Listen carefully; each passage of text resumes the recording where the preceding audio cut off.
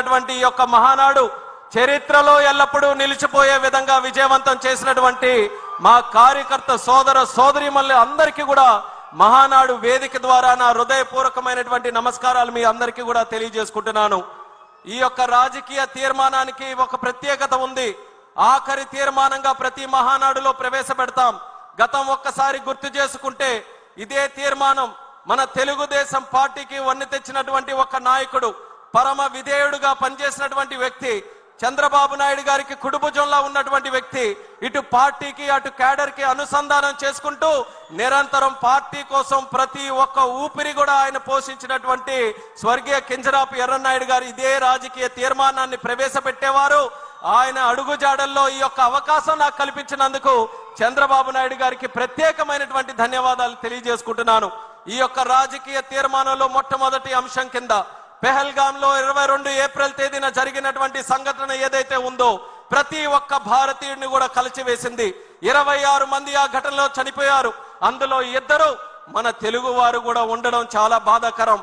ఆ రోజు జరిగినటువంటి సంఘటన మనం అందరం కూడా తెలుసుకుంటే ఉగ్రవాదులు కుటుంబ సభ్యులు ముందే అక్కడ ఉన్నటువంటి మగవాళ్ళని హెడ్ షాట్ లో వాళ్ళందరినీ కూడా చంపి ఆ ఏడుస్తున్న కన్నీళ్లు పెడుతున్నటువంటి ఆ ఆడపడుచులు ఆడబిడ్డలు అక్కడ చూస్తుంటే ఆ ఉగ్రవాదులు జా మోదీకో బతా అని చెప్పిన తర్వాత మన దేశ ప్రధానమంత్రి ఒక దృఢ నిశ్చయంతో సాహసంతో ధైర్యంతో పనిచేస్తున్నటువంటి ముఖ్యమంత్రి ఉగ్రవాదులు ఈ భారతదేశంలో ఒక కార్యక్రమం చేస్తే దాని ప్రతిఫలం ప్రతిఘటన ఏ రకంగా ఉంటుందో ఒక్కసారి ప్రపంచానికే తెలియజేయాలన్న విధంగా ఎక్కడైతే ఏ దేశంలోనైతే ఆడపడుచుల తాలూకా బొట్టు తుడిపేయాలని చూశారో ఆ బొట్టుకి న్యాయం చేయాలన్న మాటతో ఆపరేషన్ సింధూర్ అని చెప్పి 20 నిమిషాల్లో మన రక్షణ దళాలని పాకిస్తాన్ లోపలికే పంపించి అక్కడ దాక్కుంటున్నటువంటి ఉగ్రవాద స్థావరాలు ఏవైతే ఉన్నాయో 9 ఎంచి స్థావరాల్ని భూస్థాపితం చేసి 81 మంది ఉగ్రవాదుల్ని హతమార్చినటువంటి ఘనత మన భారతదేశం, మన సైనిక దళాలు, రక్షణ దళాలు, వాటిని నడిపించినటువంటి మన ప్రధానమంత్రి నరేంద్ర మోదీ గారు అనేది కూడా తెలియజేసుకుంటున్నాను।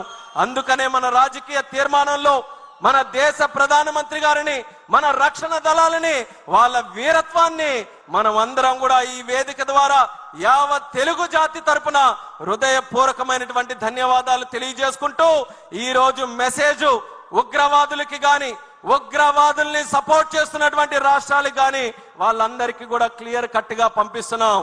ఏంటనంటే ఆపరేషన్ సింధూర్ ఇంకా ముగియలేదు। ఎప్పుడైనా సరే కండకావరంతో ఎవరైనా ఇలాంటి దాడులు చేసినా, ఇలాంటి కార్యక్రమాలకి పాల్పడినా అవసరమైతే 10 బాంబులు ఎక్కువతోనైనా సరే రిప్లై భారతదేశం తరపున ఉంటుంది తప్ప వెనకడుగు వేసే పరిస్థితి లేదని భారతదేశం ఈ రోజు ప్రపంచానికి ఒక మెసేజ్ ఇస్తుంది। శాంతిని ప్రేమించే దేశం ఈ భారతదేశం, శాంతిని ప్రమోట్ చేసే దేశం ఈ భారతదేశం। అటువంటి శాంతిని ఈ దేశానికి దూరం చేయాలని ఎవరైనా ప్రయత్నం చేస్తే అదే వాళ్ళకి ఆఖరి రోజు అవుతుందనేది కూడా ఈ సభాముఖంగా తెలియజేస్తున్నాం। దానితో పాటు తెలుగుదేశం పార్టీ తాలూకా సిద్ధాంతం అది। తెలుగుదేశం పార్టీ పుట్టినప్పటి నుంచి ఆవిర్భావం ఒక ప్రాంతీయ పార్టీగా అయినా సరే భావం మాత్రం జాతీయం। దేశభక్తితో ఎప్పుడు కూడా పనిచేశాం। రాష్ట్ర ప్రయోజనాల కోసం ఎప్పుడైనా చేసినా దాంట్లో దేశభక్తిని ఎప్పుడైనా చాటించుకొని దేశం కోసమే నిరంతరం కూడా మన కార్యక్రమాలు చేశాం। అటువంటిది కోఆపరేటివ్ ఫెడరలిజం, రాష్ట్రానికి దేశానికి ఉన్నటువంటి సత్సంబంధాలని తెలుగుదేశం పార్టీ ఎప్పుడు గౌరవిస్తూ ప్రమోట్ చేస్తూ ముందుకు నడిపించింది।